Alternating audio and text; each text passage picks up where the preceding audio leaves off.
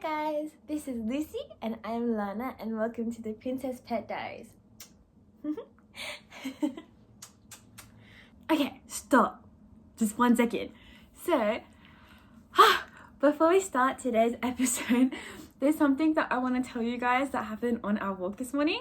So, this is kind of like, I don't know how to put it, like she has like things that like she gets into and that she really likes, and then she just like keeps doing it until she gets bored of it, right? And so at the start it was really long grass or like really long clovers, because maybe it made her feel like she was in the jungle, but she really liked running through like long clovers and like long grass, right? And then it moved on to water and puddles, which is totally my influence because I taught her how to jump in puddles. But it's just super cute, and like, you know, she likes running in circles. And then during autumn, like all the autumn leaves were falling and stuff, and so she loved running and jumping in the autumn leaves, which is like super cute, you know. Oh, she's got hair in her eye. Hold on, let me take her hair out of the eye. Okay, there you go. And it's like super cute, right? And like the only one that hasn't been good so far is sand, because she liked to run in sand, but she'd like run, lick the sand, spit it out, and then run. So it was a bit weird, but I mean, she doesn't do it as much anymore. But so we were going on a walk this morning, and guess what she did? She decided that her new fascination is slopes. I'm not joking. Every slope that we went past, she kept like standing like at the top of the slope, and I was like, oh, like maybe she can see someone or like see, you know, like something down there, and she wants to go check it out. But we're talking like slopes that have tree branches and lots of leaves and sticks, and I'm like, I'm gonna fall down so bad. So no, I didn't go down, right? But there's one like grassy slope, and she was like, we were walking on the path next to it, and she ran up. And I was like, okay, like, you know, you can run around, I'll lay down here, because it's like a 45-degree slope. And she was like, no. And she dragged me up the slope, and then when I went up the slope, she ran down the slope, and I went down, and then she went up, and I was like, oh, she wants to play on the slope. And it was a recipe for disaster, because she's like running around and stuff. Oh, she's so cute. She's like running around, and I'm not a very good exercising person, let alone when it comes to running on slopes, and I fell down. And then after I fell down, I decided that when she goes down the slope, I'm just gonna slide down. So I started sliding down the slope instead. But a couple people walked past and looked at us like, what the fuck are they doing? It's like, just playing with my baby. But yeah, so her new fascination is slopes. So interesting. Anyway, that was all for story time. You can go back to measuring her for the mannequin. Bye guys! Today's episode is gonna be about making a Lucy-sized mannequin. And to be honest, I've never done this before. I've never made a teddy bear. I've never made any mannequins. And to be honest, I honestly have no idea what I'm doing. But we're gonna try to make it as realistic as possible. And as if having it as a first time isn't a challenge enough, we are gonna attempt making the arms and legs movable with buttons. So we'll see how that goes, but first of all, we have to measure this little baby so it's a realistic size. So this is the pattern that I'm thinking of using. It is totally based off my imagination, so it may be completely wrong and it may not work. Stay along for the ride. But the idea is to make the head, the body, the arms, and the legs separate. And then at the end, try my best to join the head and the body so it's not a decapitated little dog. And then I'll join the arms and legs using a button. So like you sew through the button and then it moves, kind of thing.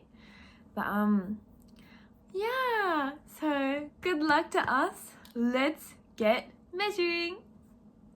Yeah. Okay, so I'm gonna be using this little measuring thing from Daiso. It has like the Oh, it stops. It has like the bendable, movable tape. And let's start off with her head.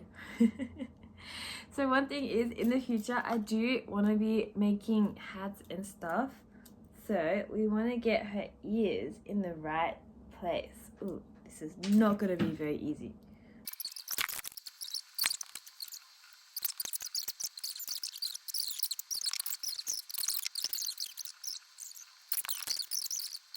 And this is where she realized she fucked up. So pretty much it did not go to plan. So I made the picture, right? But the thing is, I had visualized the picture before I measured her. And then after I measured her, I drew the, ooh, she escaped. And then after I measured my little softball baby, I went to go write all the measurements that I had written down on a very trusty back of receipt. See? Oh, it's upside down. It's so detailed, right? And I drew like the patterns and stuff, and this bit's upside down, but I had it all to plan. But no, apparently I forgot to measure some places.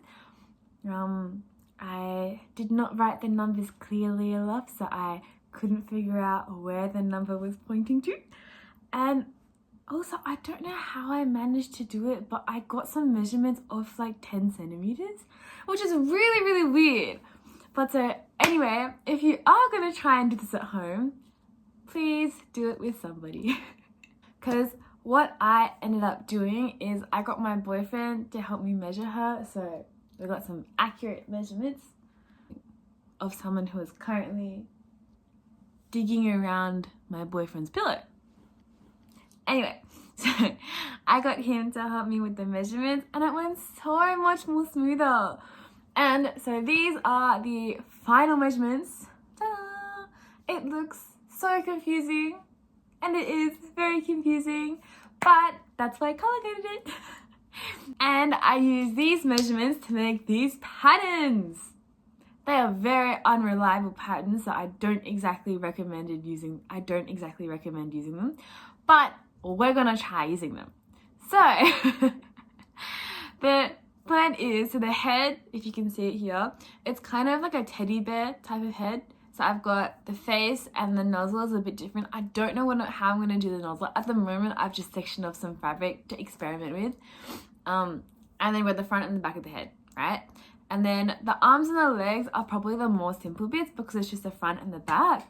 But the body, I don't know what I'm gonna do with the body. Because even if you measure it, it's like ooh, what's wrong? Ooh, what's wrong, baby? I think she just walked into the table. Aww, poor baby. But yeah, so I'm just gonna experiment with the body. But in total, these should all fit in 1 square meter of fabric. But I tend to make mistakes very, very often. And I'm also unsure what to do with the body and the nose and the tail as well. I think I'm just gonna make like a pom-pom of fabric. But so I'm gonna get 2 square meters of just fabric. I'm thinking I'm just gonna get calico because it's just the mannequin and I'm not sure how well this is gonna turn out. So cheap option.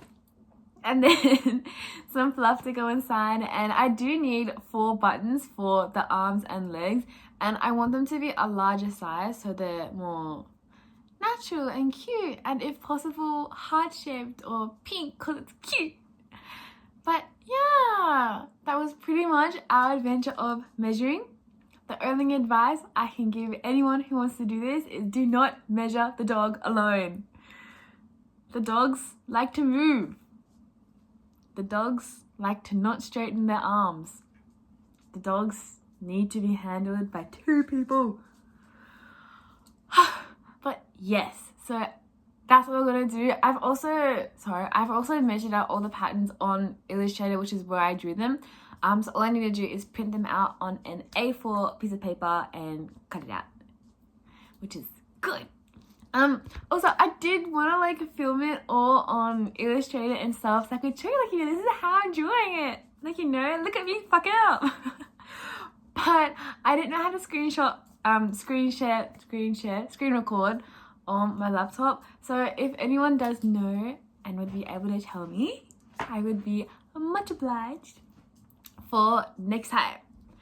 Okay guys, speaking of next time we are going to be going to Umeda for fabric shopping.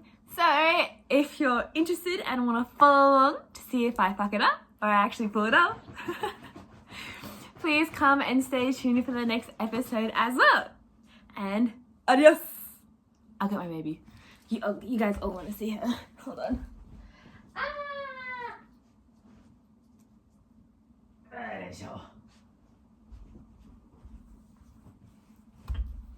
Okay, and that is us. Oh, baby. Hold on. Anyway, that is us. And she wants to escape. That's still got. Okay, well, she doesn't want to say goodbye today, so I'll say goodbye for you. Oh, it's not straight. Oh, she came back. Okay.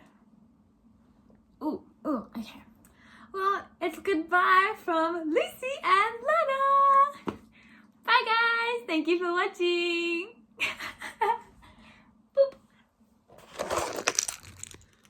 Boop. Nanda. Pop.